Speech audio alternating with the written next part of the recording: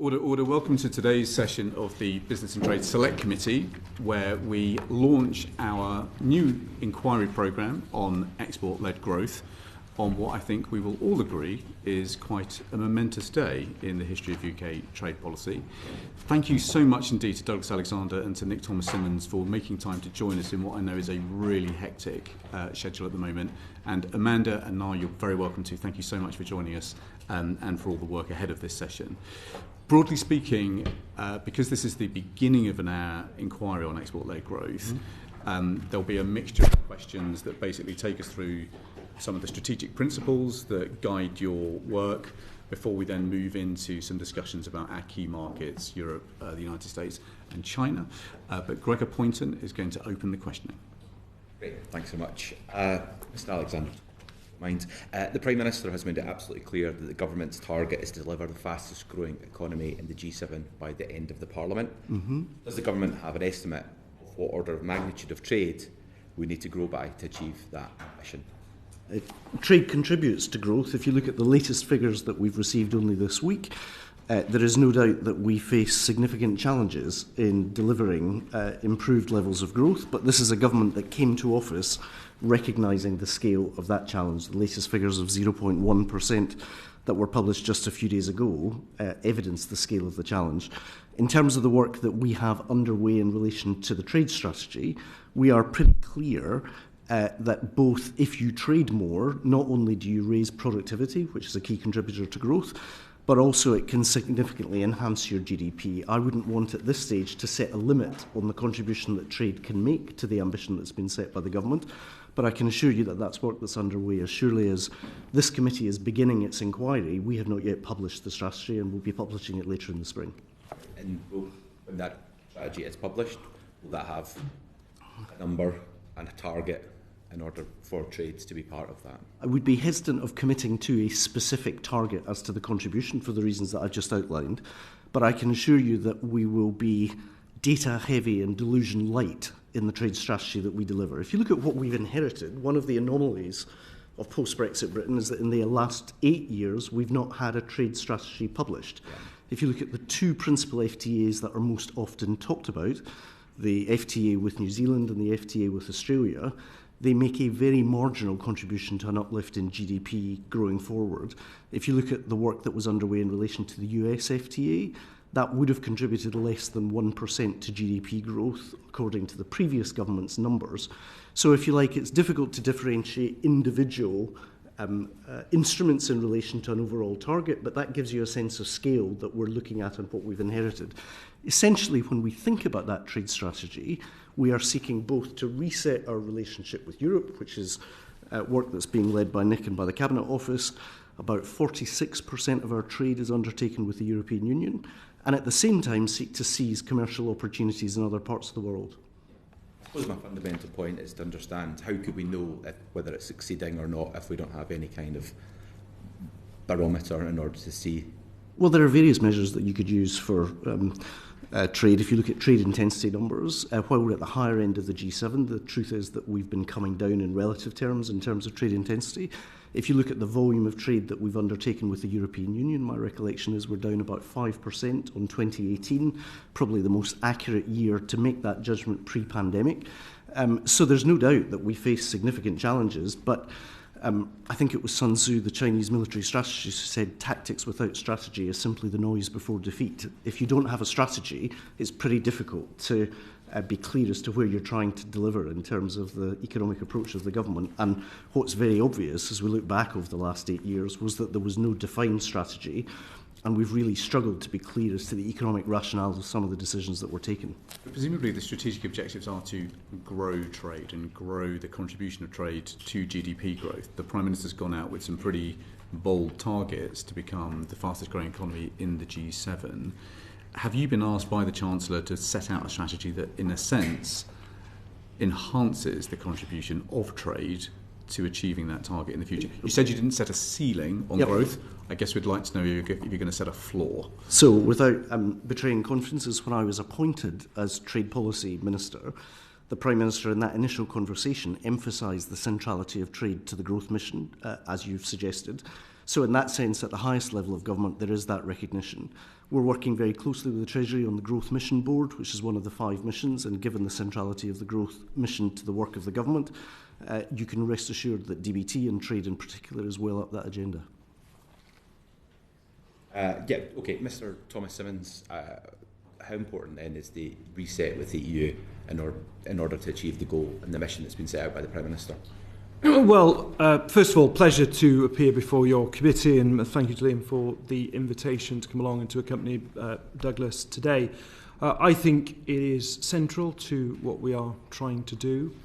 And if I could, Chair, just for a moment, just talk a little bit about the approach that we are taking to the reset. I think, firstly, the very fact that I'm speaking to you as a Minister in the Cabinet Office is significant, because there was a machinery of government change last July where the Prime Minister moved this function to the Cabinet Office at the very centre of government.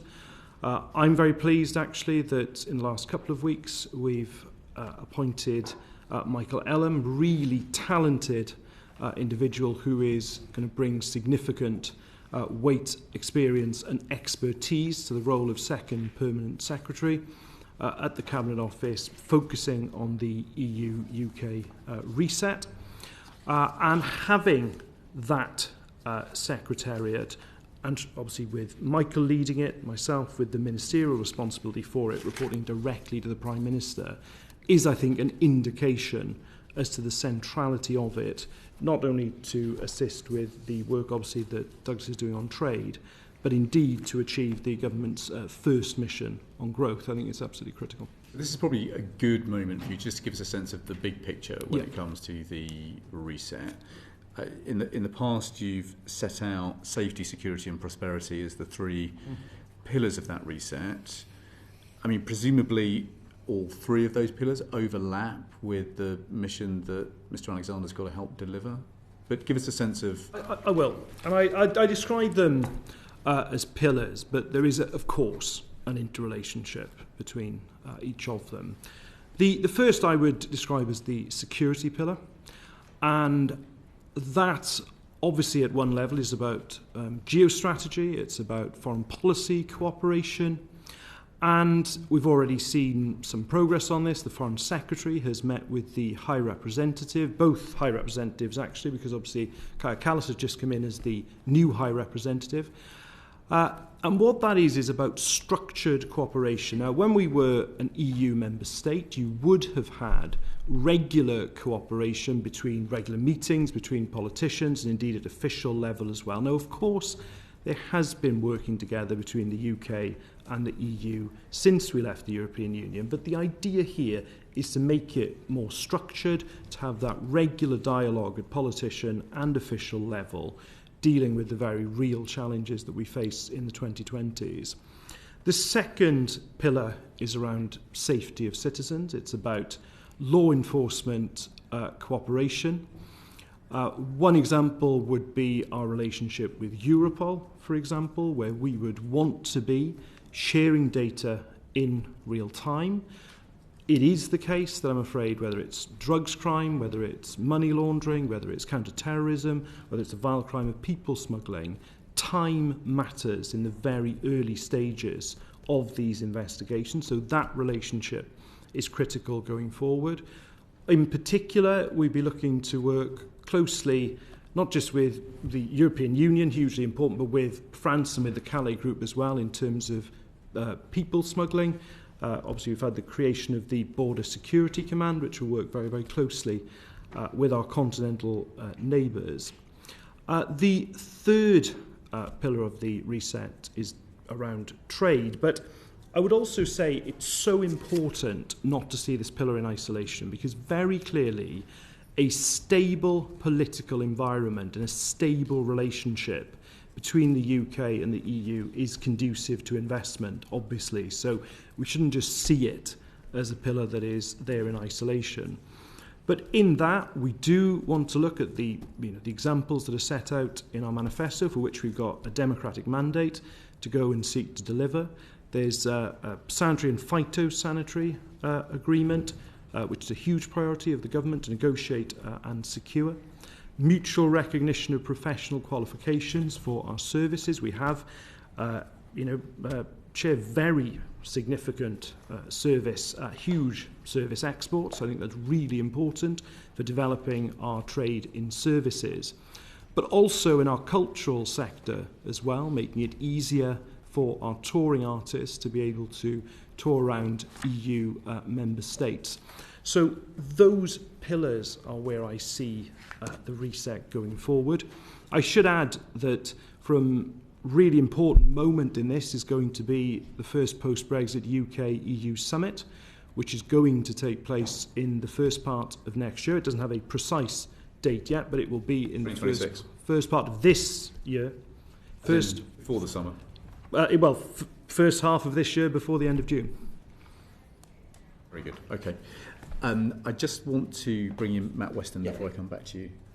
I was just going to come in on a point made by Mr. Alexander, and that was about trade intensity, which you talked about metric. And the data between pre-pandemic to 2023 showed that the UK had a decline of 1.7% in trade intensity, whereas the G7 had a growth of 1.7%. Any explanation of why that may have been, and then secondarily, what happened in 2024? Did that trend continue as a disparity with G7? Sure. So a couple of points. Firstly, in terms of the point that I was making on UK exports to the EU, they are now 8% lower than they were in 2018, which, as I said, is the most recent stable pre-Brexit, pre-COVID year for comparison. UK imports from the EU are 2% lower. In terms of your point on trade intensity, one of the things that we seem to be discovering is that, if you like, Brexit has not only inhibited cross-channel trade to the European Union, but risks, if you like, making the UK a more closed economy, in the sense that, if you look at the research, for example, from Aston University, there are a significant number of medium and small-sized businesses who literally gave up on the challenge of exporting because they felt themselves to be buried under a weight of bureaucracy. And in that sense, historically, the stepping-off point for exports has been exporting in the first instance to Europe. So in that sense, how would we account for that loss of trade intensity? Broadly, if you think about the trends post-Brexit, services trade has broadly overperformed against expectations, and goods trade has significantly underperformed. My own account of that would be, some of the services trade was not as affected by the new barriers at the border and indeed beyond the border in relation to the European Union. But also my sense is there was a post-COVID manufacturing boom globally where the UK effectively just missed out. We were judged to be more challenging to do business with in terms of integrated supply chains, and that helps contribute to the loss of goods exporting that we've seen. Services, as I say, has helped keep the UK numbers higher than they would otherwise have been, and that augurs well for the UK in the sense that we are on the cusp of a very significant services boom globally. But it also challenges you in terms of looking at the trade instruments that you're using to make sure, for example, that you've got a big focus on digital trade, digitally enhanced trade, and all of the work that's involved. But in basic terms, as I'm sure a whole number of the MPs represented in the room today will have recognised from their own constituencies, we seem to have lost a cohort of medium and small businesses from the business of exporting, and one of the challenges of the trade strategy will be being clear as to how we can support them in endeavouring to export more in the future. Okay, thank you, Mr. Yeah, we'll follow on from that on the trade deficits, Mr. Alexander. There's the overall trade deficit, as you talked about, is £15 billion 23. That's driven by a trade deficit of £188 billion on trading goods, but that, as you say, is offset by the £173 million in services. You talked a little bit about what you thought the reasons for that, which I thought was useful. I take it you would think of those those trade deficits as being inherently problematic for our economy, and what will the trade strategy do to try and shift that? Well, one of the features of post-COVID and indeed post-Brexit, the UK economy has been, if you like, a heavy reliance on FDI. And in that sense, I am not averse to, indeed I actively welcome, within the appropriate boundaries of economic security, significant levels of inward investment into the United Kingdom. On the other hand, it's no great reveal or surprise that as the Trade Policy Minister I want to see us increasing our level of exports. But if you look at the kind of checks at the border that we now face in terms of customs checks, SPS checks, of which Nick was speaking, the fact that we don't have mutual recognition of professional qualifications, it is an indisputable fact that there are new barriers to trade that appeared as a consequence of the decision that was taken back in 2016. Okay. So I just want to nail this, because you'll have read, no doubt, Robert Lighthouse's book on trade recently. I mean, that basically sets out an argument that ultimately an unlevel playing field is what accounts for the great size of the American deficit in trade. Now, most economists would say that actually some macroeconomic imbalances are more responsible.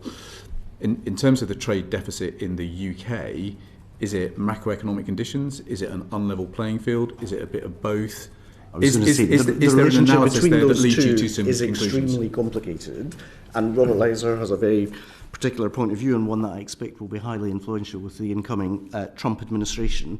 I would not want to take, if you like, a reductionist view that suggests that it is simply barriers to trade that have inhibited and caused that loss of exports and indeed the trade deficits that we've seen. But if you take Robert Lighthizer as an example, he is actively advocating new tariffs being imposed in the service of addressing trade deficits that are being encountered. Okay. So in that sense, we're talking actively to the Treasury in terms of the macroeconomic factors. We're clearly in a very different position than the economy that Robert Lighthizer focuses on, because we don't have the reserve currency, and there are many consequences for being a smaller economy, frankly, a medium-sized economy, even one within the G7 than Lighthizer suggests. We're not necessarily jumping to a Lighthizer philosophy of trade in this new government. No, with all due respect to our friends and colleagues in the United States, we see the UK national interest as being the lodestar by which we're navigating our trade policy. Thank you very much. Let me just finish flushing through this question of numbers then. So you're not going to set a ceiling on the ambitions when it comes to trade contribution to becoming the fastest growing economy in the G7. It doesn't sound like you're setting a floor either, and it doesn't sound like you're yet in a position to set out the kind of metrics that you'll use to judge your success. Conceptually, with respect, I disagree with the suggestion that you can disaggregate the trade strategy, for example, from the industrial strategy. Yeah. We believe in open markets and an enabling state. From a skills policy, from what Robert Lighthizer would call permitting, we would call planning reform. So if you like, we believe that you need a whole number of supply-side instruments that you're ready to activate in the service of the economic growth mission of the government. But I can assure you that we're taking a very coherent and coordinated way, as evidenced by the Growth Mission Board, in seeking to deploy those tools effectively. But if you like, do I want to go down a rabbit hole of saying 1%, 2%, 0.5%, or 0.1% has to be attributed to trade policy as distinct from skills policy, as distinct from the other instruments we're talking about? I can assure you that when the Prime Minister talks about pulling the growth lever, all of us are more significant than any of us, and in that sense we're working in a very coordinated way, both within DBT, within the Treasury, within the Department for Education, and all of the other relevant government ministries. So we want to grow the contribution of trade to GDP growth, but we're not quite sure the best way to measure that impact. No, it's not that we're not quite sure. There's a question as to whether analytically it is, and politically, that's primarily what the government should be focused on, as distinct from hitting the target that, as Nick said, was part of the contract that we set with the British people. And in that sense, there's a contribution to be made from trade policy, from skills policy, from industrial policy.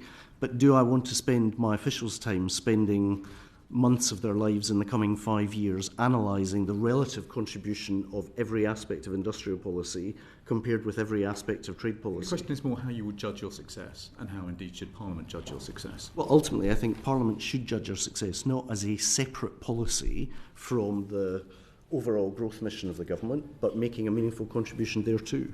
And in that sense, the Prime Minister couldn't have been clearer that he sees the trade strategy as being in the service of the growth mission of the government.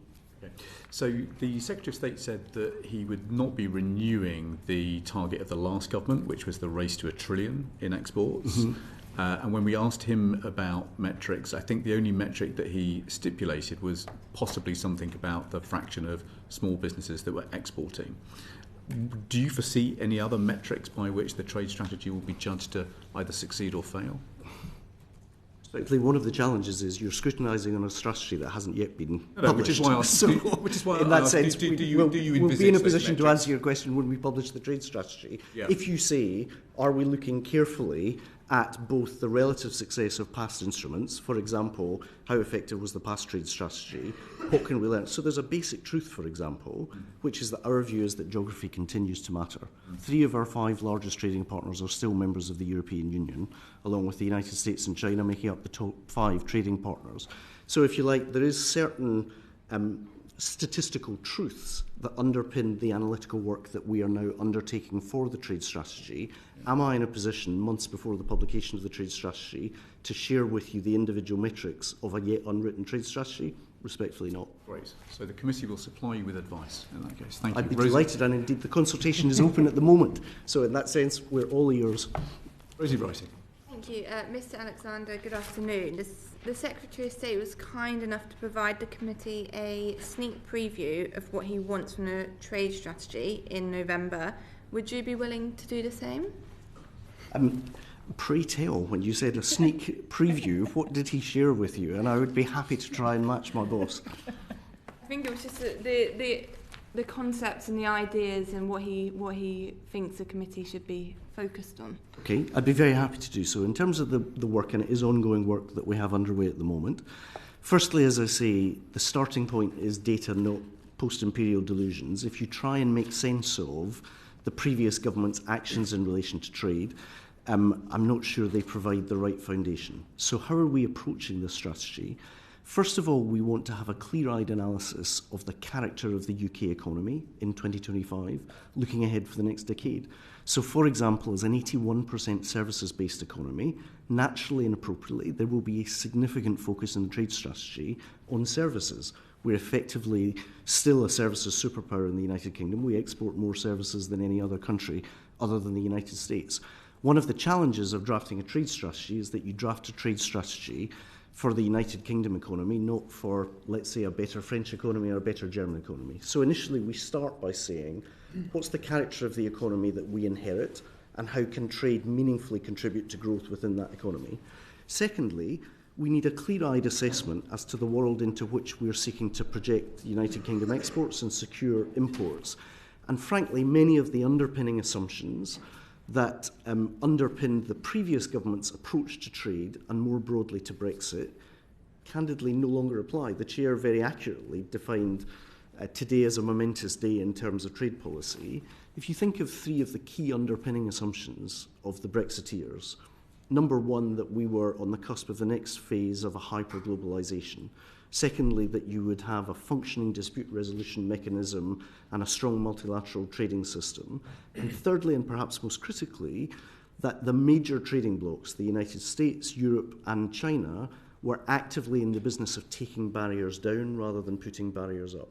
So as well as a clear-eyed assessment of the character of the UK economy, we're taking a very clear-eyed view as to what is the geopolitical and geoeconomic context in which the United Kingdom is showing up and seeking to give expression to that trade strategy. I think it was, now more than 20 years ago that Edward Ludwig talked about geoeconomics, the sense that, if you like, trade policy is but one instrument in the service of geopolitical objectives.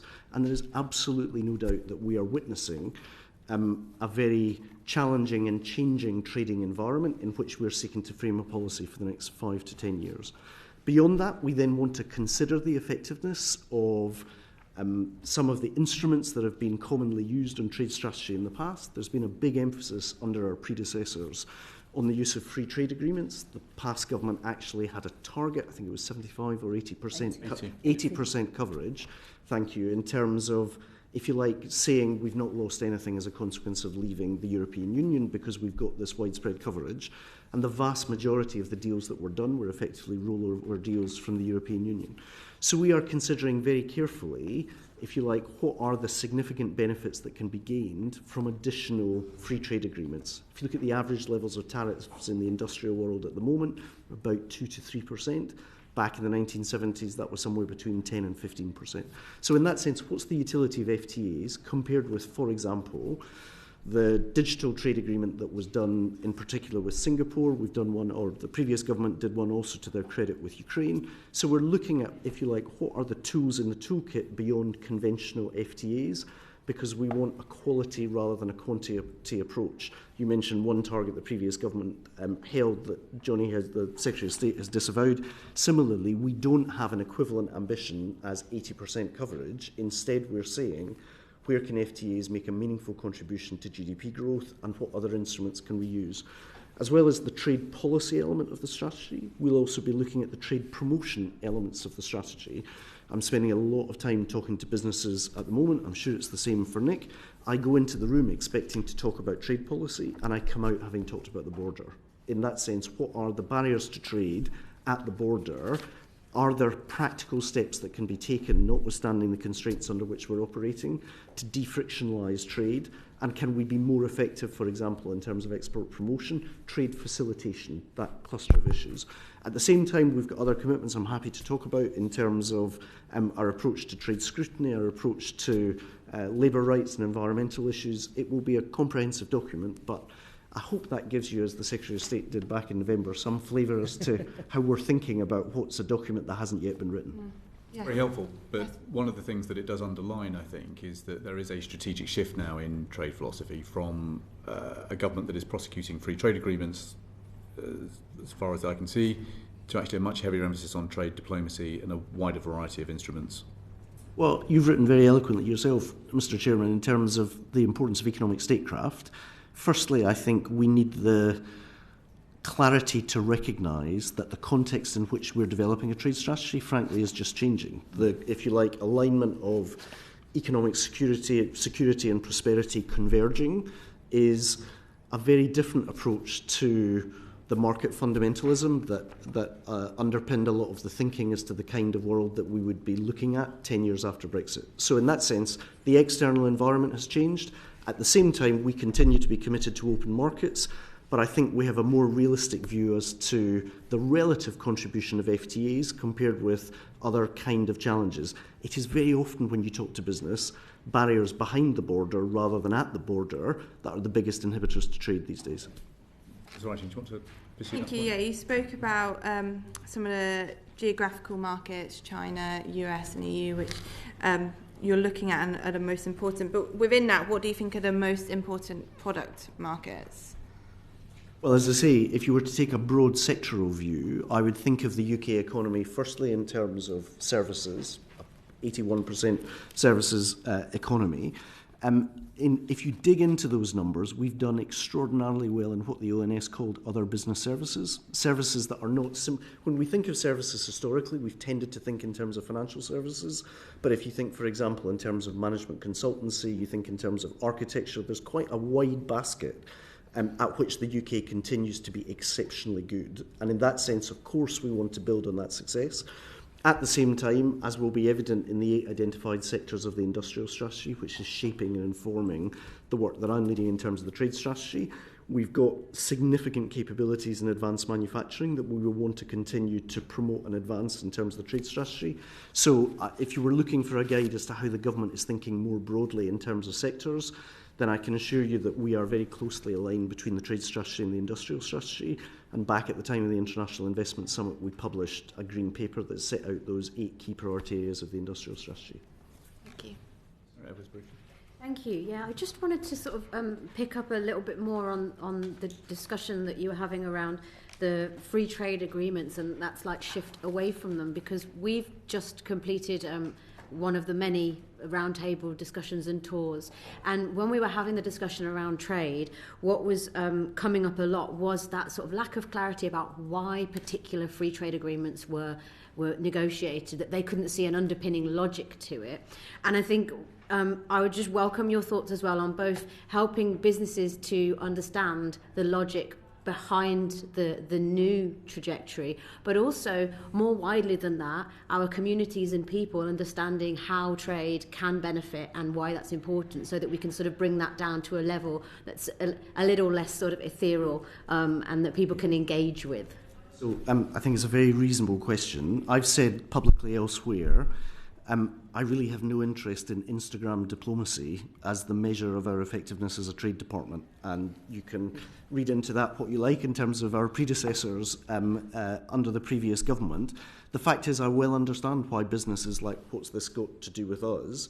That being said, we will advance and seek free trade agreements. We're doing so at the moment in relation to the GCC. We're about to take forward the work that the Prime Minister announced in terms of India, where we can deliver practical benefits to UK business. So my view would be, A, be more precise and clear as to where you concentrate your efforts in relation to FTAs.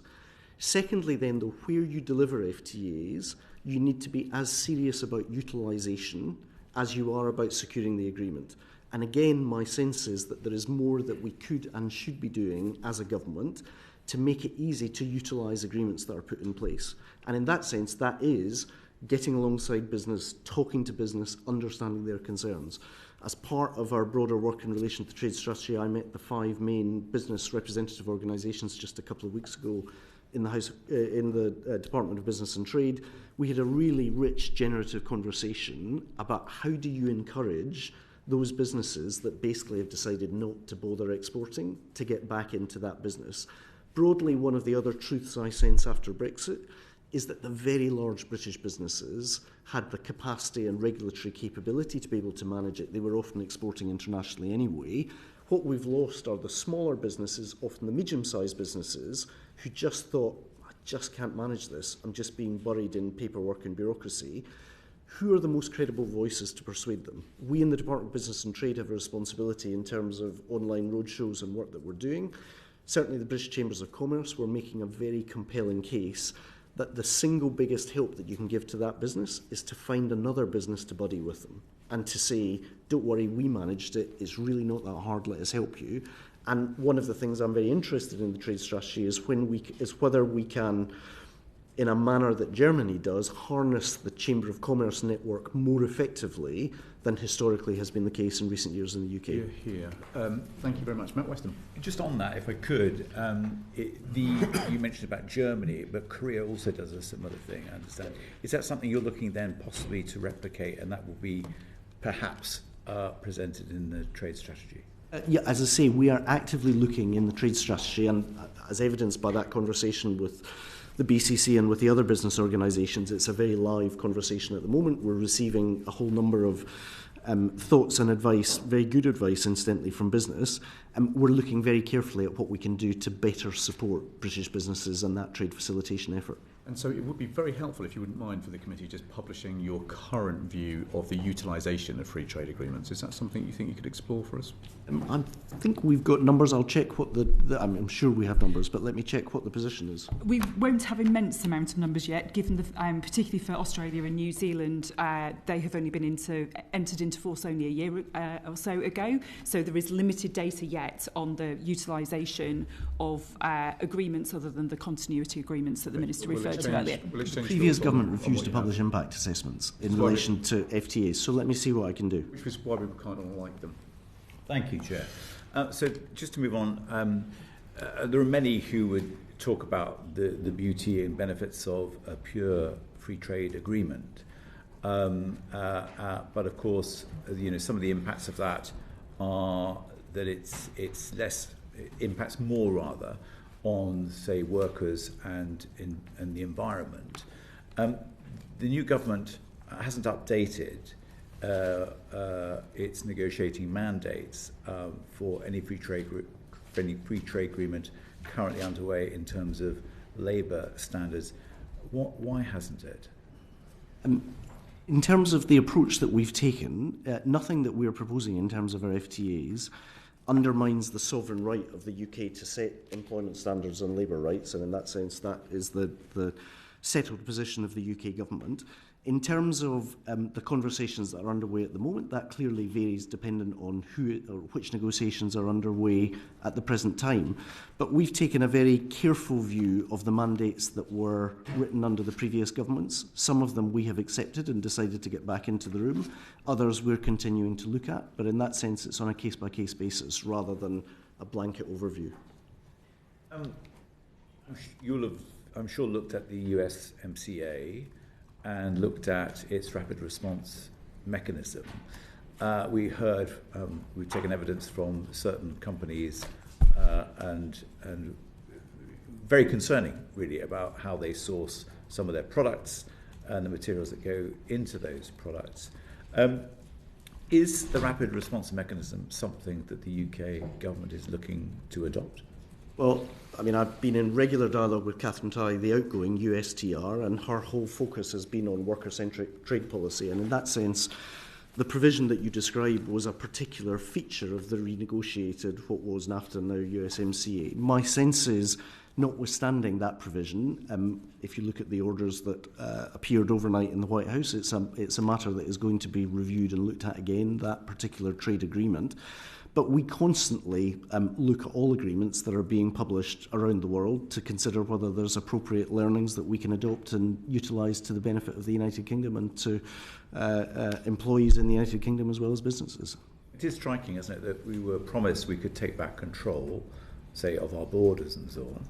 But currently, the US has a much stronger mechanism for stopping the import of products which could be the result of modern slavery. Isn't that something that we should really be pressing hard? Well, firstly, I don't find it that anomalous that, if you like, take back control, which was the slogan of Dominic Cummings and that generation of campaigners, is in pretty stark contrast to a democratic administration that consciously and purposely sought to recognise the importance of organised labour.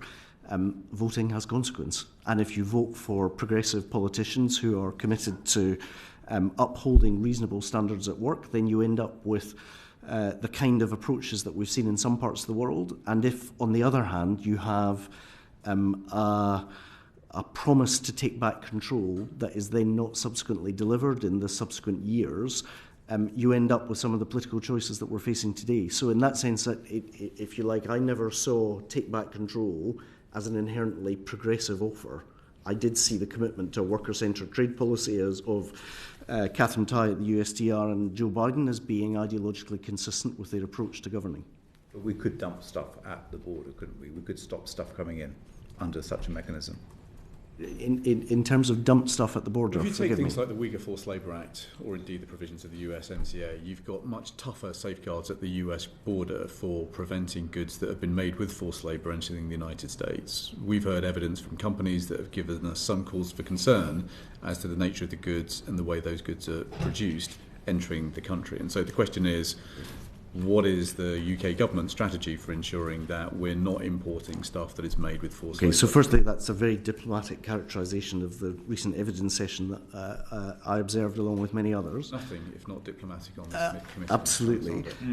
In terms of the approach that we've taken historically as the UK, it's been actor agnostic, and that is in sharp contrast to the Uyghur legislation that was passed by the US Congress. This is an area that we are looking at and we continue to keep under review.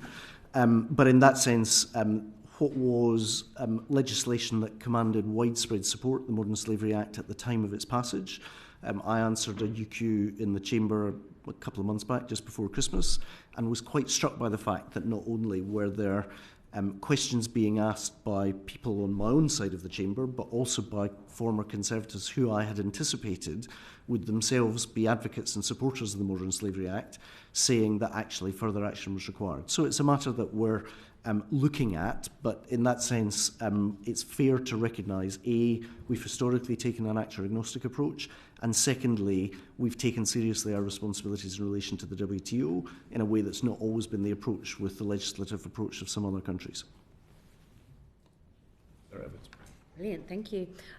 When do you expect to see a strategic summit between the Prime Minister and the President von der Leyen, and what are the outputs that you'd like to see from such a summit? I defer to Nick on this. Thank you. Well, to go back to my earlier answer to the chair of the committee, the commitment is that the summit will be in the first half of this year, and I'm very confident that that will be the case. But it's also really important to emphasise the interactions already taking place. So There was, for example, a phone call between the Prime Minister and the Commission President on the 5th of July, just after the general election. They met again on the 25th of September at UNGA in New York. I accompanied the Prime Minister to meet the President of the Commission in Brussels on the 2nd of October. Once again, I was with the Prime Minister for another meeting on the 7th of November at the European Political Community. So there's already been, a number of meetings. There will be, of course, on the 3rd of February, the opportunity for the Prime Minister to address the informal European Council that is being held as well. So whilst that UK-EU summit is clearly going to be a very, very significant moment, we shouldn't underestimate either the dialogue that has already taken place. And listen, clearly in terms of the second part of your question, I mean, my interlocutor at the European Union is Maroš Šefčovič, who I knew when I was shadowing this role in opposition. I obviously would have worked with any commissioner who was allocated that portfolio, but I do think in terms of Maroš continuing in that portfolio, it is very positive given the relationship I'd built with him in opposition.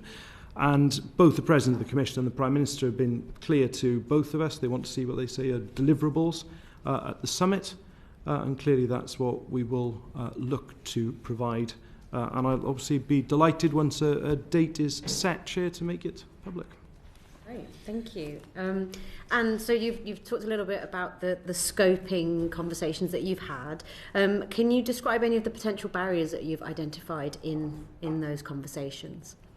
I have to say, they have been conversations that were talking about positives and constructive conversations rather than barriers. I mean, look, it's well known that our democratic mandate in the manifesto is based on not returning to the single market, not going back to freedom of movement, not going back to the customs union. So it's within that framework that the discussions will take place.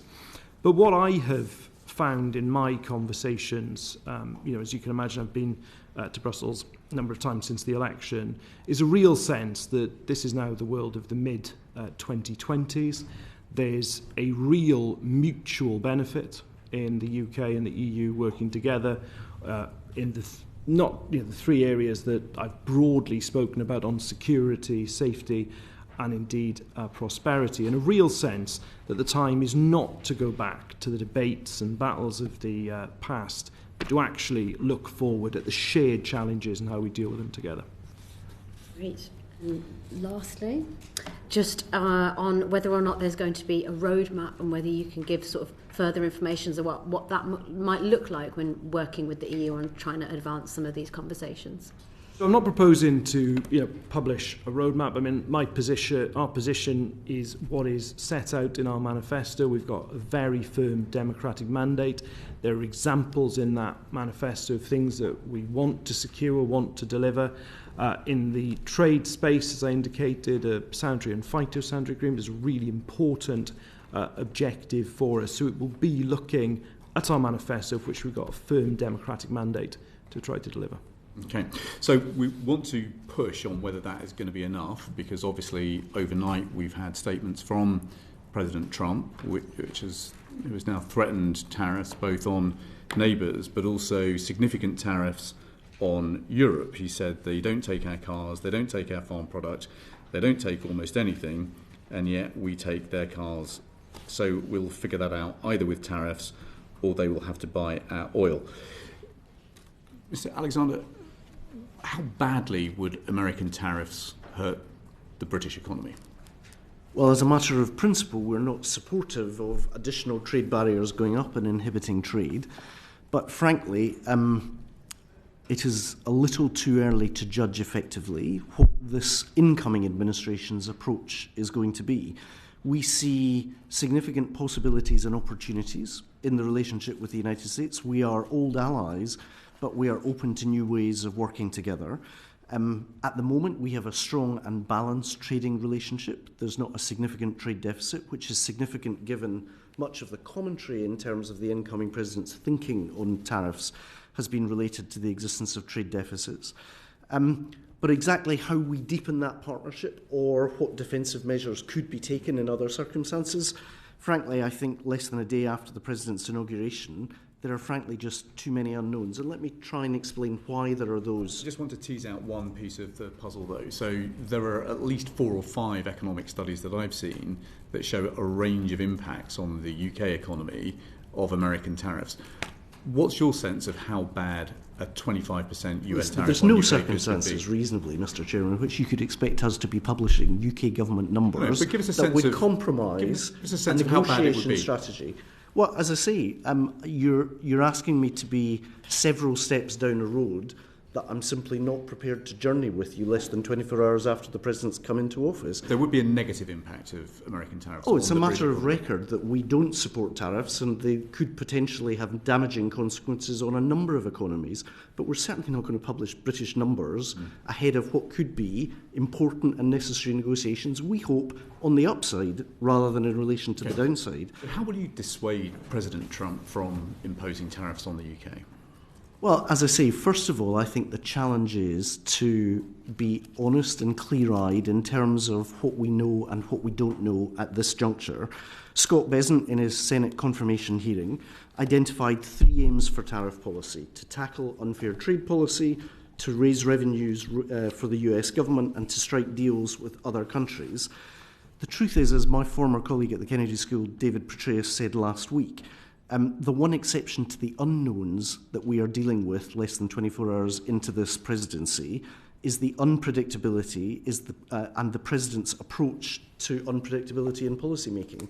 We have to recognise that actually part of the uncertainty reflects a range of motivations that we've heard.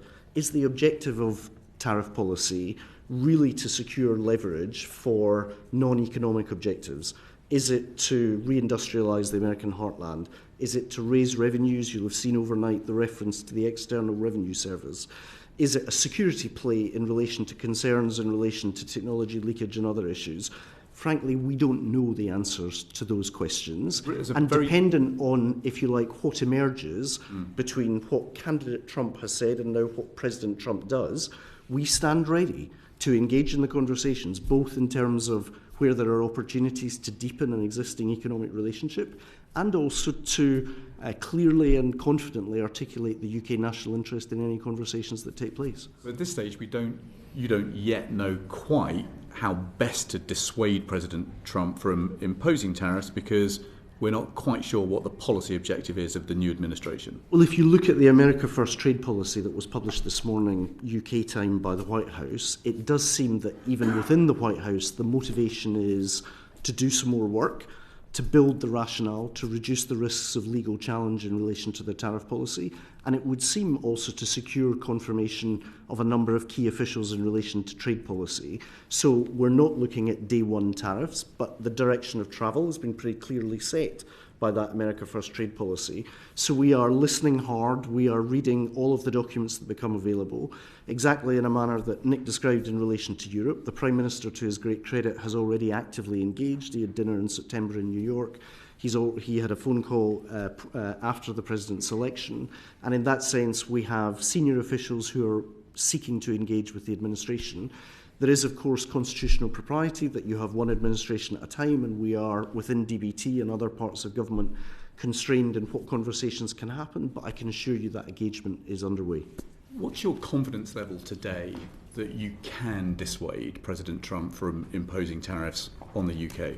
I'm not in a position to give you a considered judgment on that. What I can tell you is we see the significant opportunities to deepen and broaden what's already a strong economic relationship, building on the strong foundation of our security relationship with the United States.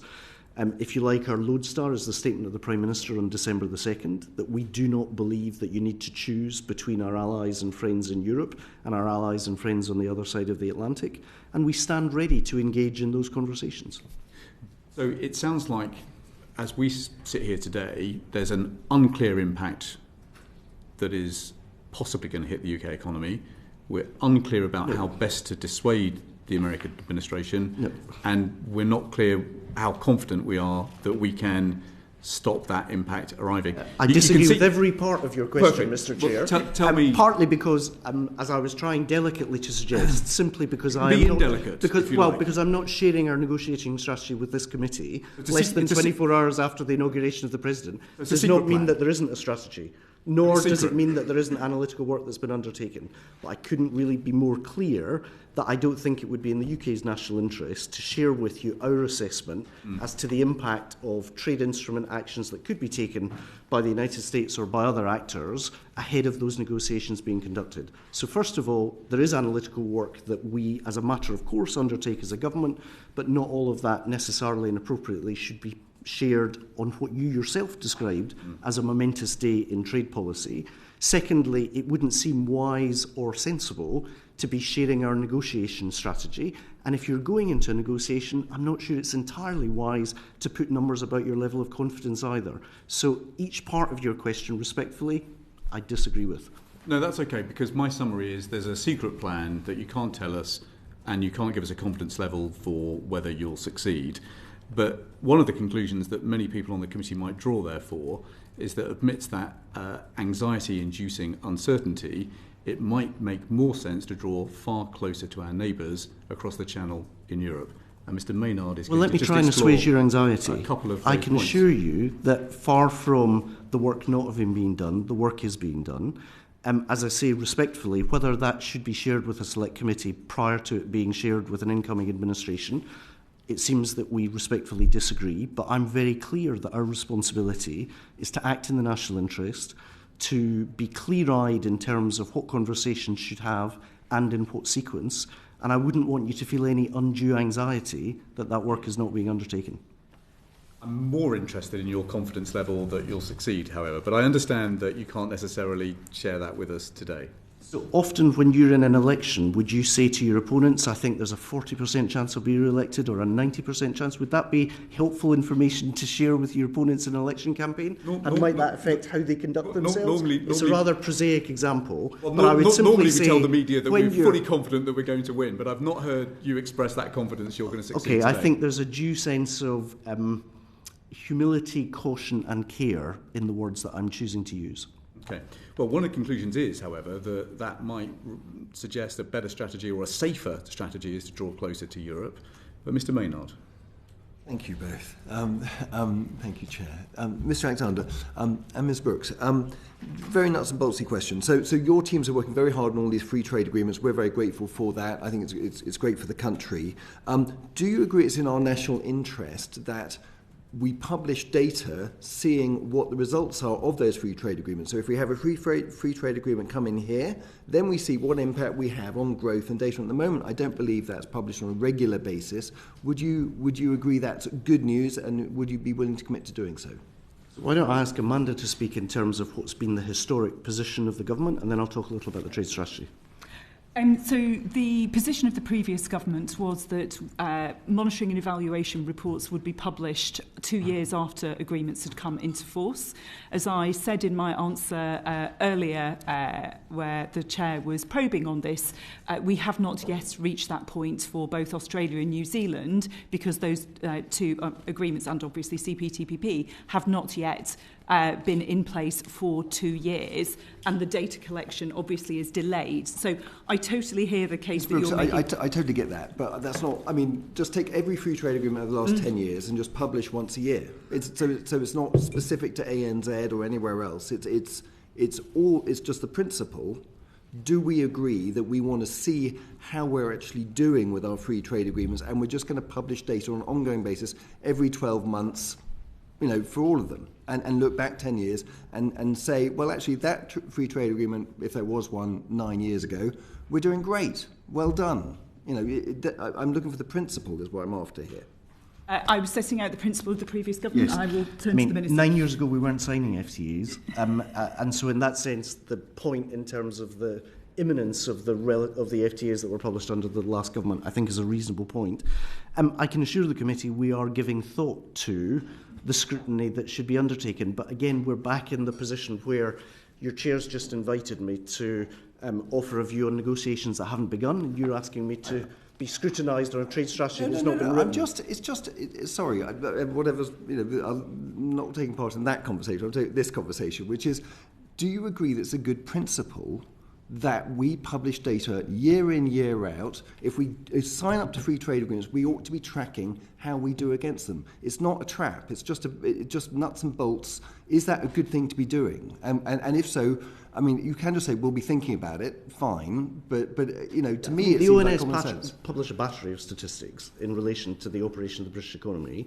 In terms of what the relative contribution of trade should be to that, as I say, we're in relatively new waters where you're saying, rather than as part of the trading bloc that was the European Union, there should be bespoke figures for individual FTAs. I'm saying we are giving thought as an incoming government to what our strategy should be, and part of that is what is the appropriate mechanism by which reasonably and rightly the conduct of the government in relation to trade could be scrutinised. Okay, well, I look forward to how those thoughts develop and hearing more of them. Okay, so that's that.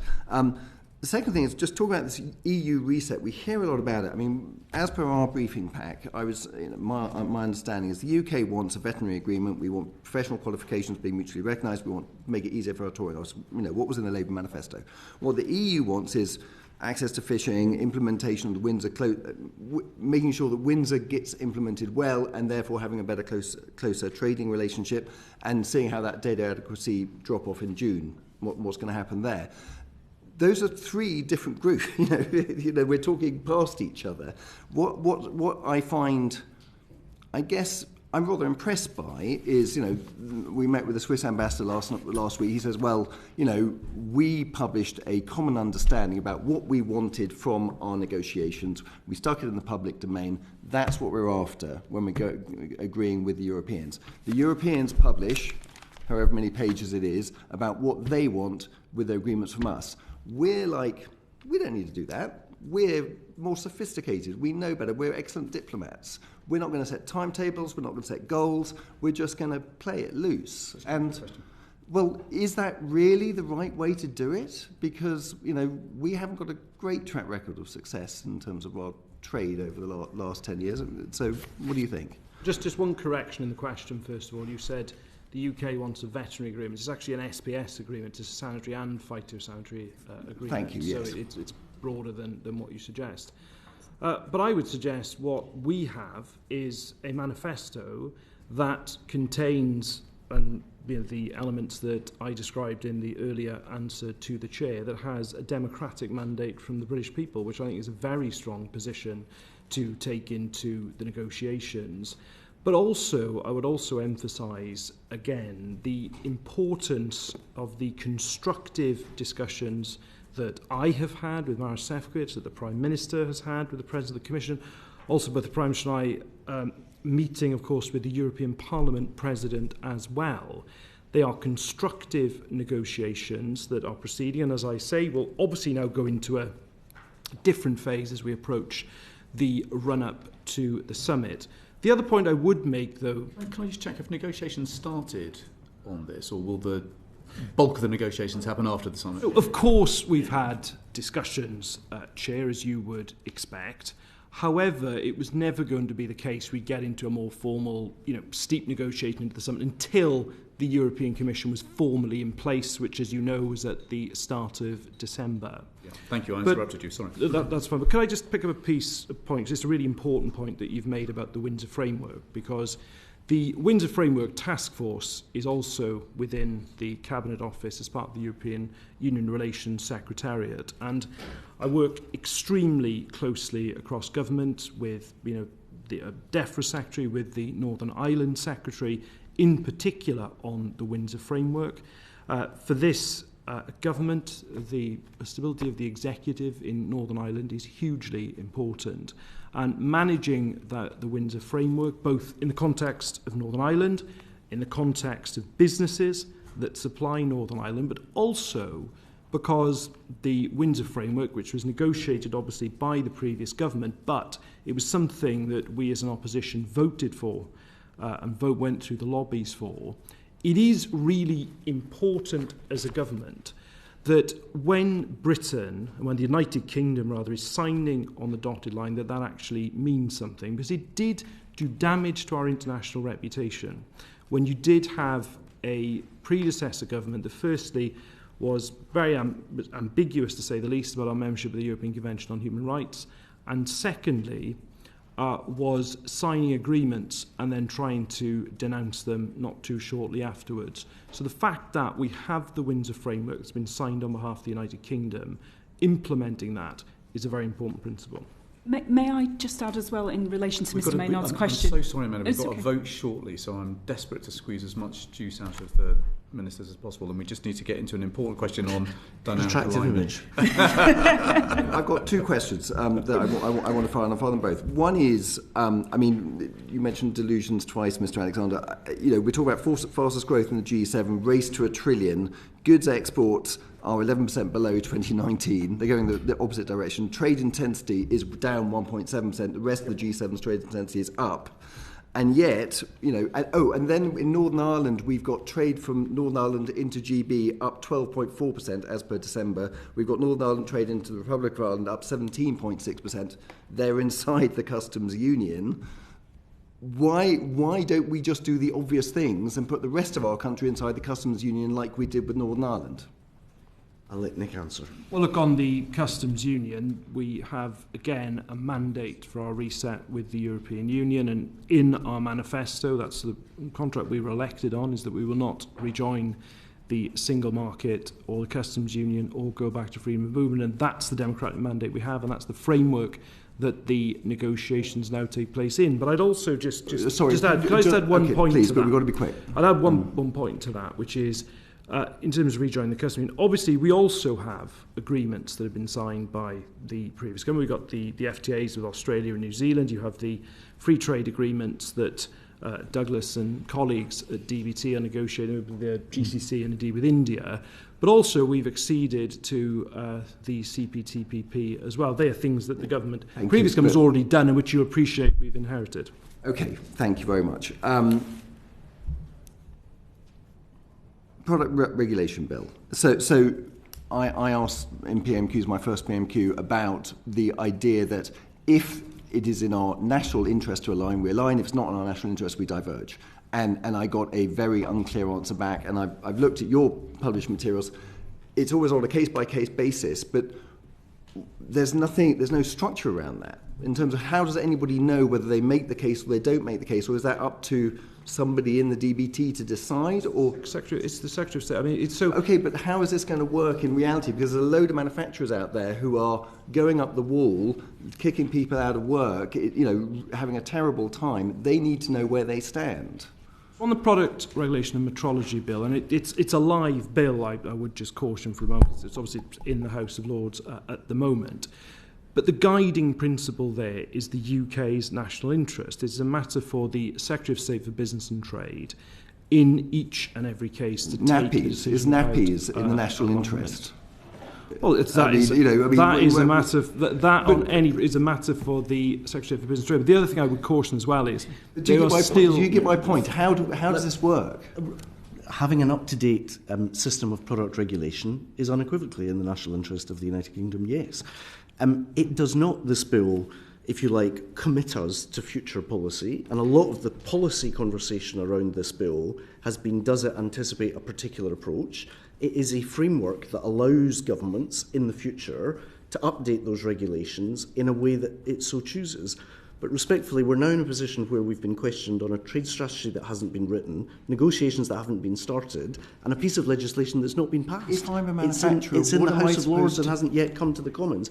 If there are questions in relation to the product regulation and metrology bill, there will be opportunities, both in the remaining stages in the Lords and indeed in the Commons, to debate all of these questions. Okay, but there's no visibility on what case-by-case basis means apart from in the national interests. And, can you please explain what you take to be the national interest when it's something innocuous, unsecurity related? Does that mean you will or you won't apply? Because I just don't understand. A very basic example, we need to update product regulation in relation to keeping e-bikes safe. E-bikes are growing in terms of their popularity in the United Kingdom. We don't have the appropriate statutory framework to be able to update product safety regulations in relation to e-bikes. That seems to me a pretty clear example of what you've asked for. I think maybe what's underlying the question here, though, is that it's quite difficult to forecast where there will be dynamic alignment or checks on inadvertent de-alignment. Now, I think both the Secretary of State for Business and the Chancellor have talked about the virtues of dynamic alignment and rule-taking in, quotes, established industries. So is that an official policy? What is an established industry? And how can business be a bit clearer about where regulatory alignment will persist and where it may differ? Well, there's just a distinction I would like to make. Firstly, there's the Product Regulation and Metrology Bill and the very specific provision that is in the Product Regulation and Metrology Bill around the Secretary of State's power that Douglas has referred to. There's then an entirely separate question. In fact, I think you've written about it, Chair, on a sanitary and phytosanitary agreement. I think we need a bespoke sanitary and phytosanitary agreement for the UK. We often talk in terms of the New Zealand model, Swiss model, which I think you've written about. How we obviously would come to a sanitary and phytosanitary agreement that reduces the certifications, reduces the checks, reduces the prohibitions, the things we want to do to enhance our growth in particularly, obviously, agriculture and agri-foods, goods trade with the European Union is really important. Obviously, where you get to with that is going to be subject to the negotiation. So I think there is, I would just pull apart slightly the question in the sense that there are different contexts that we are referring to. But at this stage, can you describe a strategy or a set of principles about the degree to which we will stay aligned with European regulation? Well, our view on this... So that it's not just a walk in the dark for the business community. Certainly would not want a walk in the dark. Our view is that we believe in high standards. We are, whether it is in employment area, whether it's in agricultural products, our brilliant farming sector, we believe in high standards. We do not believe in a race to the bottom. We believe in what I think it was Catherine Tai referred to as a race to the top. So that is the principle with which we start. Obviously, on a negotiation, the hard edge of which, as I say, we're going to enter into, we will get further down the track to see where precisely you find the compromises and trade-offs. I mean, that's the case with any negotiation. I was involved when I was a barrister and a mediator before entering politics, many negotiations over the years. We will obviously get to a stage where you get to the hard edge of the trade-offs and the compromises, as you would in any trade negotiation. But we start from a position of wanting to promote the highest of standards. Mr. Maynard? No, that's it. I mean, I don't know what a manufacturer would do with that information. Congratulations on your first Prime Minister's question. Well, I wish I'd got a better answer. Mr. Cooper. Thank you, Chair. You talk about the EU and relations seem to be broadly very good there, but of course the EU at the end of the day is not a club. It's a protectionist bloc, really, if we get right down to it. Could there be a quid pro quo here? We've heard that the EU is quite keen on a youth experience scheme as well, but there's alarming suggestions that the EU is casting envious eyes at our fishing sector. Is the fishing sector likely to be a bargaining chip as we attempt this reset with the EU? It's maybe one for you, Nick. Well, look, we've set out in the manifesto the examples of things that are objectives and what we want to secure. You can read it, you can see what they are. They're all pretty open. Obviously, what is not within my gift is what the EU ultimately chooses to bring to the table. I see lots of rumours in different newspapers about what they're likely to bring to the table. I think we have to actually get to see precisely what their position is. I mean, specifically, look, our position is to obviously to stand up for our fishers, most definitely, hugely important industry, particularly in particular parts of the United Kingdom. I would just observe, though, in relation to fish, there will be the end of the existing period, the existing review period in 2026. As the trade and cooperation stands at the moment, it would move into some sort of annual negotiations. I do think having something that is more stable would be in our interest to do it going forward. But look, as I say, I don't want to get back into a stage of trying to predict or put words into the mouth of what the EU's priorities are. I'm actually pushing forward on our UK priorities. I can't control what they choose to bring to the table. So they've not raised fishing then with you, then that's not part of their these negotiations? Well, we haven't at the stage got to look. You know, what I call the steep bit of the negotiation that goes into the summit. I think we will be, I hope, setting a date for the summit, and we will then see, as it were, the hard edge of the negotiation as to where we get to. Okay. Chair, if I might as well, you've talked about the sanitary and phytosanitary agreement, which could require dynamic alignment. Now, dynamic alignment sounds marvellous, and it's kind of civil service speak for us being rule takers rather than rule makers, I think. Is there a danger there that we're drifting very close, rather than resetting relations with the EU? We seem to be sailing very close to undoing the Brexit. And you referred to earlier on as a Brexit decision. Of course, it was a decision of the British people. The British people voted for Brexit, so it wasn't a government decision. It was a democratically taken decision. So that dynamic alignment does sound kind of alarming to me. Have you got a view on that, Mr. Alexander? Well, I would just I defer to Nick, who's leading our negotiations, but he's already said to you in this committee session that we're looking at a bespoke agreement. So in that sense, of course, there's a lot of commentary, some very informed commentary written by the chair of this committee and others, as to the exact character of what the SPS agreement would be. But you have the principal actor here on the UK side who's been very clear that we're looking at a bespoke agreement. Mm-hmm. Yeah, and that, to go back to the question I answered earlier, around the customs union, we were elected on a manifesto that has no return to the single market, no return to the customs union, no return to freedom of movement, and that's the framework in which the negotiation takes place. We've already seen the EU push back a little bit in this, haven't we? Because the Swiss model and the New Zealand model are slightly different, and the New Zealand model actually talks about equivalence, which is... One's equivalence, the one's alignment.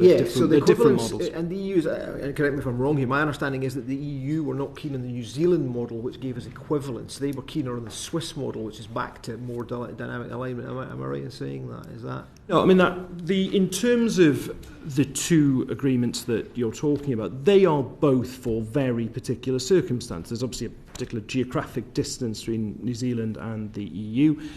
Switzerland has, although also not an EU member state, but nonetheless has a very different type of relationship with the EU than the one that we now have. So, and it's a matter for sovereign countries of Switzerland and New Zealand what particular arrangements they want to negotiate with the European Union. Yeah, I appreciate that, but I mean, you must be looking at those arrangements, and the Swiss deal ultimately, I think, if there's a disagreement over something, I think the backstop, if you like, is consultation with the Court of Justice of the European Union for interpretation.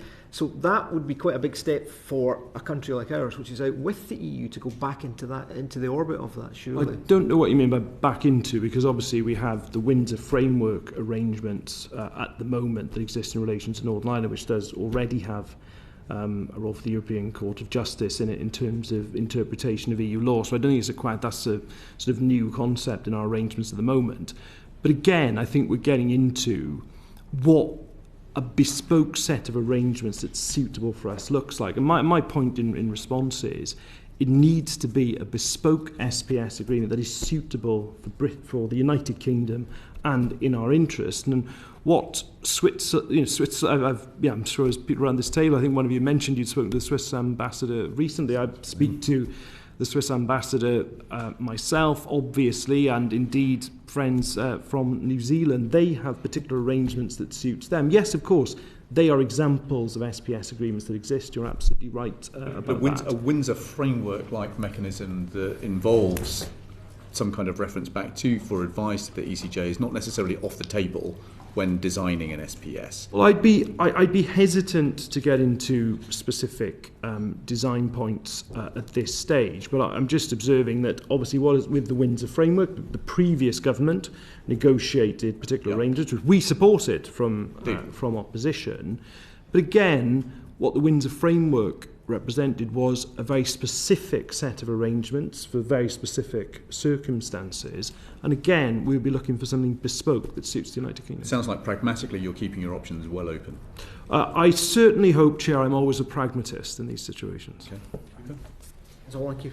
Mr. Weston. Just very briefly, if I could, it seems that the Europeans are very keen on youth mobility scheme. It seems to come up in lots of conversations.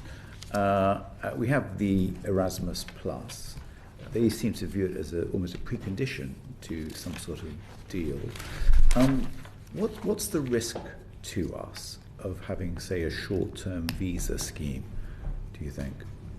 Well, I've not had any preconditions put to me, and indeed the talks, as I say, we've not got, as I've said to the chair and indeed to John, not got into that sort of steep part of the negotiation yet. So I've not had sort of preconditions and things like that put to me.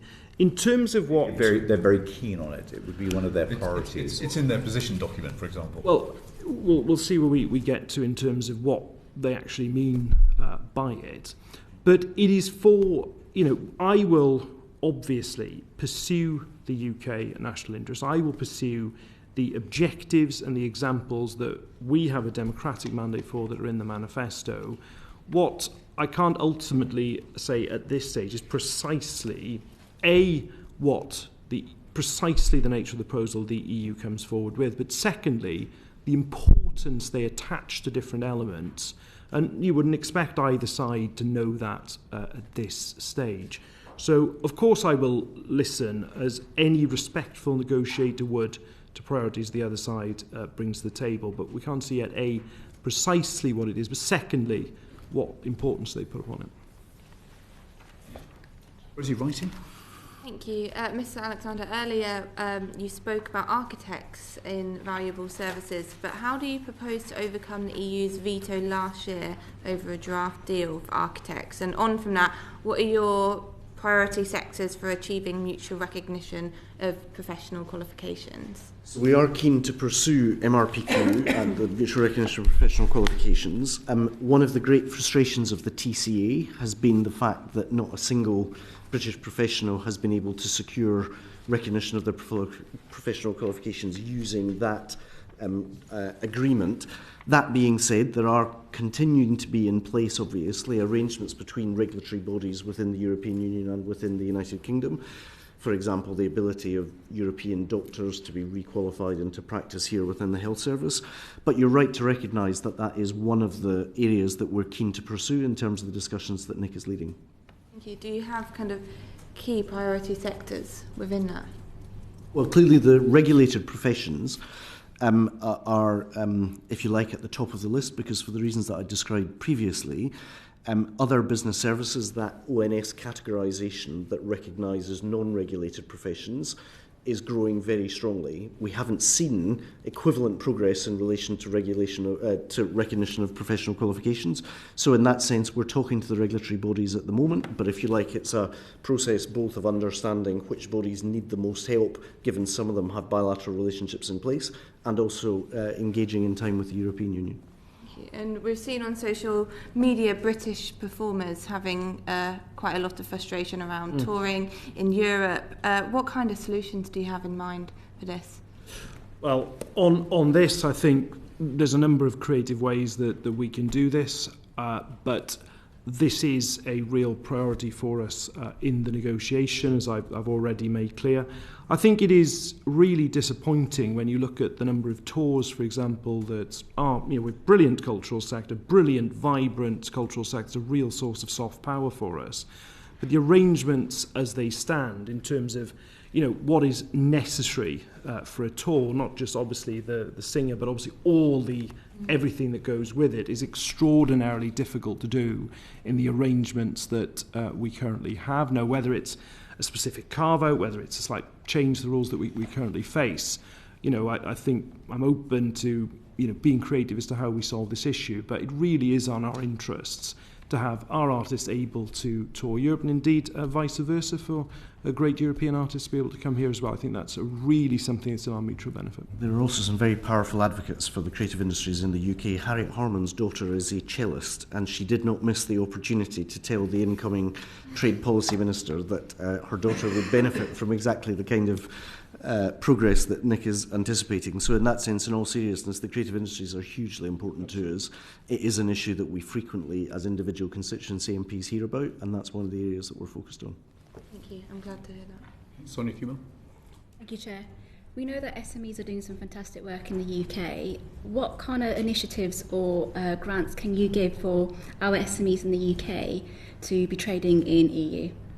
So that's an issue that we're looking at as part of both the export strategy, which is a critical part of the work that we're undertaking in the department. I'm working very closely with my colleague Gareth Thomas, who's the Exports Minister.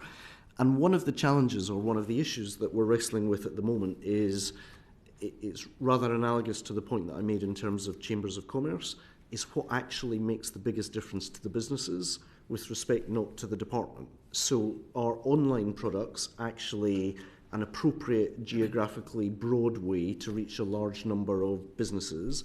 Is it better to do traditional trade promotional activities, to take trade missions abroad? And what's the relative benefit of that classic trade mission initiative? Or again, is it better to use intermediate organisations and have people come and talk to those organisations about the potential for exports? But that's an issue that we're looking at in the totality at the moment, and we come to it with a very open, pragmatic view as to what do businesses think would make the biggest differences to them, rather than us seeking to impose our answer on them. I think some areas we're doing sort of fantastic work, including the sort of the Scottish whisky, and we want to sort of capitalise on this. Are there any other sectors in the UK that we could be replicating that success and then transporting that to the EU? Well, as the Lothian East MP, I should declare an interest. I have Glenkinchie Distillery in my constituency, and so I'm unyielding in my support for the Scottish whisky industry. That being said, it's a fascinating example of where 20 or 30 years ago, the expectation was that the industry was in decline. A large number of international companies bought into the Scottish whisky industry at the time, and in part what has driven extraordinary progress in the whisky industry over the last 2 or 3 decades has been both the scale that has allowed exporting and excellence in terms of marketing.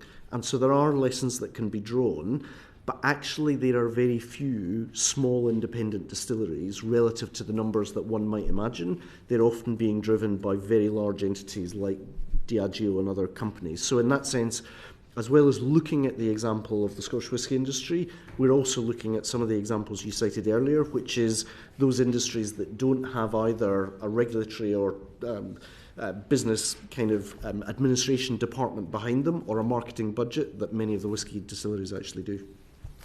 And the EU has already passed significant new product regulations since Brexit, for example, the artificial intelligence. Is this bill essentially keeping up mechanism? I'm sorry, I didn't... I said the EU has already passed significant new product regulations since Brexit, for example, artificial intelligence. Is this bill essentially a keeping up pace mechanism? The product regulation, yes. I can assure you that's exactly what it is. Okay, thank you. In the time that we have still got left, we'd just like to get into some of the trade-offs that may be confronted when we get into deepening trade in Asia-Pacific generally, but China in particular. Mm-hmm. Do you think that we are going to need new safeguards around trade with China in order to protect and preserve the trade that we currently enjoy with the United States? I would rather speak in general terms rather than identify the need to take action against a particular country. But let me speak in general terms and then we can answer other specific questions that you have. Firstly, I would observe, as I sought to reflect earlier, we are in a world in which there's a convergence between prosperity and security. I would indeed argue that there's not actually an irreconcilable tension between them. We have an absolute obligation to the defence of the realm as well as a government mission to raise levels of growth, and that extends to our work in support of British businesses. I know that you've written extensively on these issues, and it does feel to me that you've accurately discerned, if you like, a new dialogue around either economic statecraft or more broadly in terms of economic security. It is not coincidental that, as far as I'm aware, I am the first trade policy and economic security minister, and Commissioner Šefčovič, who's Nick's partner in the negotiations with Europe, is the Trade and Economic Security Commissioner. That is reflective of a significant shift that is underway, away from seeing trade policy simply as an instrument of classic market fundamentalism to a world in which geopolitics and geoeconomics are converging. So in that sense, in broad terms, we will be looking at all of our trade defence instruments and broadly what's in the UK toolkit, whether that's in relation to investment security, whether that's in relation to export controls, because rightly and reasonably we need to keep all of those matters under review. Okay, so that's very helpful, and you've talked about labour standards and your ambition to look harder at that. Carbon is obviously where this debate is going to come into focus quite quickly, and I'm going to turn to Antonia Bance. Thank you very much. As a Black Country MP, I am a proud advocate for the metal finishing and the steel industry. And industry, not least Newby Foundries and Alacast in my constituency, have been warning about the trade impact of the EU's carbon border adjustment mechanism. I asked the Chancellor this morning, but I'll ask you now. What is the government doing to mitigate It's deeply worrying that you asked the Chancellor this morning, because you'll be able to test whether we are aligned in our policy thinking across government. So for that reason alone, I'm going to defer to Nick on CBAM.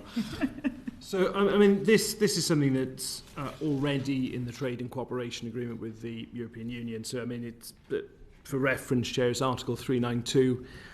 The parties shall cooperate on carbon pricing. They shall give serious consideration to linking their respective carbon pricing systems in a way that preserves the integrity of these systems and provides for the possibility to increase their effectiveness. So, the issue, and I'm sure, Antonia, you've had this point put to you by businesses as well. They are extremely concerned that if you have carbon border adjustment mechanism in the EU, the impact that would have on a flood of cheap imports into the country. I know the steel sector have already been particularly concerned about this. So the answer is there's already a commitment in the existing Trade and Cooperation Agreement to look at linking our carbon border adjustment mechanism. So that's one of the things I'll be taking forward. That would be the solution that would be very much supported by the businesses in my constituency, who are very worried both about the gap between the EU and the UK implementation of CBAM and about the additional paperwork and difficulty that comes from the two systems not being aligned. I think you're absolutely right to speak of the potential impact of dumping. In 2014, we saw a 5-fold increase in Chinese steel. Exactly. So I would encourage as much movement towards alignment as possible. That's the ambition. Yeah, absolutely, it is to the linking respective systems. Absolutely, that's what the ambition is. Yeah. Alison Griffiths. Thank you, Chair. To what extent should we converge our economic security arrangements with the US? So we didn't block the Three Vodafone merger despite the evidence of close ties between Three's owners and the Chinese state. Are we being too lax? Well, clearly the United States has its own system, but if you look, for example, in terms of the approach that we've taken to investment security, the Committee on Foreign Investment in the United States, CFIUS as it's commonly known, upheld the United Kingdom's status as an accepted foreign country as recently as 2023. CFIUS determined that the UK met the requirement for implementing a robust screening process and cooperating with the United States on investment security. So that's but one example of where that dialogue is rich, deep and continuing, but a clear instance of where they clearly felt confidence in what's a distinctive but approach that they supported. I'm not sure I heard the answer to the question there, but... You're free to ask it again. Sorry? You're free to ask it again. Let's just move on.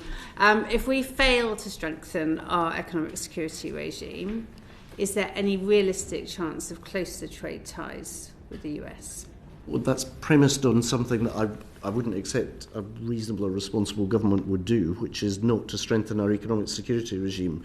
Threats to the United Kingdom, adversaries are constantly probing and seeking weaknesses in the UK. We have outstanding intelligence services. We have a cross-government process that under which we continue to review those threats. So, again, I wouldn't want to go into detail, but I can assure you that we take very seriously our responsibilities in relation to economic security and keep the instruments that we have under review. And finally, the FCA suggests it's not its job to police standards of firms such as Shein seeking to float on the London Stock Exchange and to sell shares to British savers. So do we need tougher standards for foreign firms seeking British investment? Well, all companies operating in the UK are required within UK regulations and policies such as the Modern Slavery Act and we expect companies to follow international standards and principles, including the OECD guidelines on responsible business conduct and UN guiding principles on business and human rights. If it's not the FCA, just who is? If I can finish the sentence. Apologies. So if you like, the position is, of course, the Modern Slavery Act is the legislation, but it's also an issue that we keep under review, and I was very mindful of what clearly was a rigorous and challenging evidence session, which left many questions unanswered at the end of the Shine witness statement. Were you troubled by some of that absence of evidence? Honestly, I wouldn't seek to comment on a session I wasn't party to, but I observed and read the session afterwards, and yes, probably I should probably leave it there rather than pass comment on another witness when I'm presently a witness before your committee. I may not. Well, just following up, so I'm going to keep going. Do you agree it's the FCA's job to police standards of firms or not? So it is the decision for the FCA as to whether a business should be listed. And in that sense, they have a listing responsibility, separate but related thereto. We have an expectation as the UK government that the adherence to the Modern Slavery Act will be upheld by all businesses operating in the UK. And who does the FCA report into? The FCA ultimately reports to the Treasury, but is an independent regulator. Okay, so therefore it's the Treasury who has the responsibility, not the DBT. Well, it's an independent regulator, so in that sense, it's the clues in the title. Okay. You know those cases in your constituency where you think there's one agency that's responsible for sorting out a problem and they insist that it's actually the other agency? You'll have had lots of cases like that. I'm not unfamiliar with the scenario you describe. I'm afraid the committee is finding a little bit of the same problem here, as we're looking for evidence that good labour standards are being adhered to, and we're asking both the FCA and the London Stock Exchange to opine on whether they think they have got the requisite evidence, and they're all basically saying we don't have a moral framework against which to take certain decisions. So it could be that there is just a need for a little bit more direction from HM government. Would you agree that... Honestly, I saw the evidence session with the Shine representative. I haven't had dialogue with LSEG or indeed with the FCA, and they are answerable to other government ministers, but I hear the point that you make. In this world where economic security standards have got to go up, the Atlantic Declaration pointed to the need to strengthen export security arrangements. I can't actually remember if it pointed to the need to strengthen investment security arrangements, but I think we could probably expect the need for investment security arrangements to become stronger in the future. Can you foresee a moment in the calendar for this year where you're bringing back to the House proposals and recommendations for strengthening the UK's export security regime and for strengthening the UK's investment security regime? I can't give you a commitment in terms of particular points on export security. I can say we will cover export security in the economic security part of the trade strategy, and we're planning to publish that in the spring of this year. Thank you. Thank you. When will the China audit be completed? I don't know if a final date has been set by the FCDO on when the audit will be completed, but hold on, let me see if I've got a briefing on this. I do have briefing on this. No, there hasn't been a date set publicly for when it will be published. Okay, Nick Thomas-Symonds. Just one very brief point of clarification, if I could, to Antonio. I don't think it changes the substance of my answer. In terms of carbon border adjustment mechanism, the actual, just rereading the wording of 392 of the TCA is actually about linking our emissions trading system, but CBAM would very much be part of that. Yeah. Sorry, just with apologies to Ms. Kumar, so just to close off this point, the ambition is to basically ensure there isn't a tariff barrier that is caused by differential carbon prices. Well, it's more that you have this perverse incentive for essentially dumping in particular. So, for example, if you have EU will go ahead, it already has its date for the introduction of its carbon border adjustment mechanism. Now, if we were not to consider linkage, you open up the industries that are, I'm sure, speaking to you, Antonio, and been speaking to me. Steel is a very, very good example to say you open yourself up to the possibility of cheap dumping from overseas. It would be steel would be a very good example. So unless you look at linkage, you really are exposing our native industries to risk. Okay, Ms. Kumar. The US, Canada and the UAE and the EU have all increased tariffs on electric vehicles from China. Why have you not asked the Trade Remedies Authority to investigate if the UK needs to defend its economic interest in this industry? We haven't received a request from the UK automotive manufacturing sector for such a investigation by the Trade Remedies Authority. The character of the UK industry is somewhat different. A preponderance of luxury vehicles, and secondly, a heavily export-led industry. So in that sense, no request has been forthcoming. My recollection is that towards the end of last year, was it the G7 or the G20? Forgive me, I can't recollect, but the Chancellor, Rachel Reeves, said that this was a matter that we kept under review, and in that sense, in light of the conversation I've just had with the Chair, it's a matter which we keep under review, but no such request has been made from the industry. Although you can, I think, as the Minister, trigger such an inquiry under yes, your own... Yes, there are statutory powers which are available to the Secretary of State. So given what President Trump has said about tariffs on Chinese EVs, and we know the EU has also voted through tariffs on EVs, the UK is currently not proposing any such trade remedies as this. Do you worry that the UK market is about to be flooded in such a way that may destroy the EV market in the UK? It's something that, as I say, we keep under review. If you look at the action that was taken first in the United States, I haven't yet had the chance to read it, but we've had the Connected Vehicles Review that was undertaken by the Biden administration. I understand that document dropped within a few hours of the outgoing president's departure. So in that sense, we have a cross-Whitehall process which allows us to consider the security aspects of that. That would be led by DFT, by the Cabinet Office and others, but we will be interested to see what that yielded in terms of the Connected Vehicles Review. Separately, then there is the decision that's been taken independently in the United States, the 100% tariff that President Biden imposed on Chinese EVs. That was then rapidly followed both by Canada and by Mexico, which my sense is broadly reflects the extent of integration of supply chains in terms of car manufacturing in North America. And the European Union has taken steps in relation to Chinese EVs describe the risks to the UK market. But well, I suppose the question just let me finish the point. One of the reasons that the Europeans have acted in the way that they've done was to seek to keep their actions in conformity with the WTO. In contrast, that's not been the approach that's been taken by our friends and partners in North America. And in that sense, it's an issue which I hope I've demonstrated we are alive to.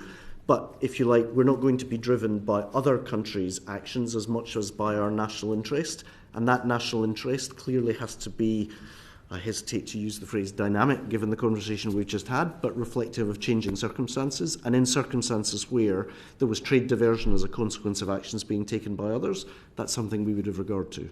So would you basically require or need some kind of message from the automotive industry before you sought to ask the Trade Remedy Authority for advice? Or are you basically monitoring what is happening with Chinese EVs the latter. And you're prepared to act under your own powers? The latter, in the sense that there are statutory powers available to the government to act in relation to tariff policy generally. Related thereto, there is the Trade Remedies Authority that was created by the last government, and we can have recourse to asking for an investigation to be undertaken. But if you like, there are reserve powers available to the government as well. And you're not ruling out using those powers in the future? I've not ruled anything out. Okay, thank you. Mr. Weston. And just on that point, I mean, the industry, UK industry, obviously has different views about this situation for understandable reasons, but the simple truth is there are very, very cheap vehicles coming from China. You talk to the bicycle industry in the UK, and they will say, we acted too late and not strongly enough in terms of the Chinese dumping into the UK. Are we not in danger of repeating the same thing?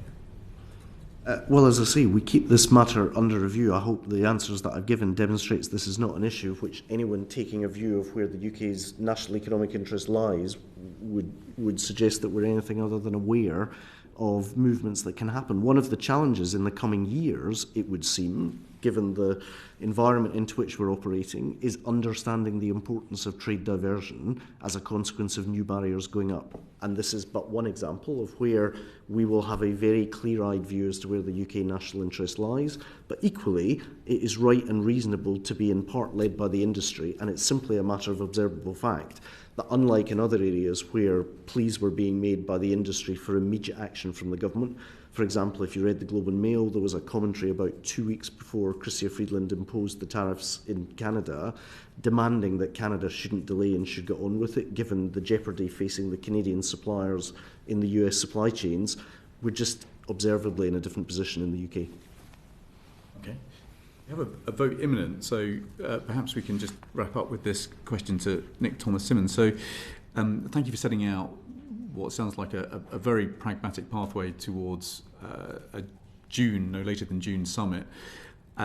You'll be aware that the Centre for European Reform has published research that basically shows that the uplift to economic growth that might flow from the proposals that you've tabled and the ambitions of the EU delivers an uplift to our economic growth of somewhere between 0.3 and 0.7%. That's actually quite a small number given the 4 to 5% of GDP we've lost because of Brexit. If the trade situation continues to deteriorate with, for example, tariffs in the United States, in that scenario, will you look again at options to deepen trade cooperation with Europe because the circumstances of global trade will have changed? I don't think it's... Well, of course, circumstances change, and I won't get into how they might or might not. But listen, we are, irrespective of where different issues move, we are very ambitious within the framework of the manifesto. I mean, you've mentioned Centre for European Reform. I mean, there are many organisations. When Aston University have done work on what the value of an SPS agreement is, for example. So there's a lot of different figures out there.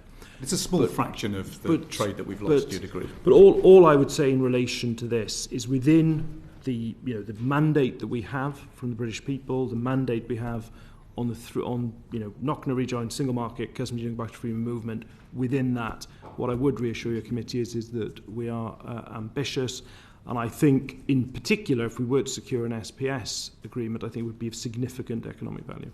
And you've not, I don't think, ruled out in this conversation this afternoon the possibility of dynamic alignment or checks against inadvertent de-alignment where pragmatically there might make sense in some sectors of the economy. I think what I've said is, number one, we are very committed to high standards, and I've secondly said that, and I'm sure you'd understand, Chair, that the bespoke nature of the arrangements that we need on an SPS, they will be beneficial for the United Kingdom.